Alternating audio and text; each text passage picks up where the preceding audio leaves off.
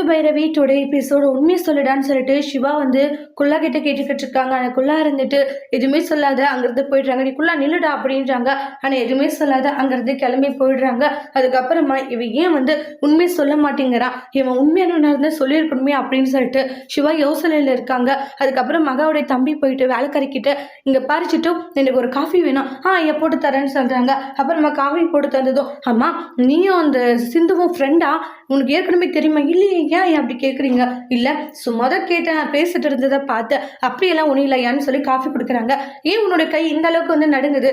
அதெல்லாம் ஒன்றும் இல்லையான்றாங்க. அதுக்கப்புறமா குடிச்சிட்டு இங்கே பாரு அந்த சிந்துவை கூட கொஞ்சம் க்ளோஸாக பேசி அவள் என்னென்ன பண்ணுறான்றத எல்லாமே விளக்கமாக நீ சொல்லணும் சரியான்றாங்க. ஏன்னா அந்த சிந்துவால் தான் வீட்டில் இவ்வளோ பிரச்சனை பார்த்தல, சிவாவுடைய வாழ்க்கையே போயிடுச்சு. அதனால நீ தான் ஏதாச்சும் உதவி பண்ணணும், அவள் கூட இருந்து அவள் என்னென்ன பிளான் பண்ணுறான்றது ஒட்டுமொத்த உண்மையுமே சொல்லணுன்றாங்க. சரிங்க ஐயான்றாங்க. அவளை சும்மா விடக்கூடாது, இது பிரச்சனைக்கெல்லாம் காரணம் யாருன்னு தெரிஞ்சா அவங்களுக்கு ஒரு சரியான பாடத்தை கற்றுக் கொடுத்தலாம் அப்படின்னு சொல்லிட்டு போகிறாங்க.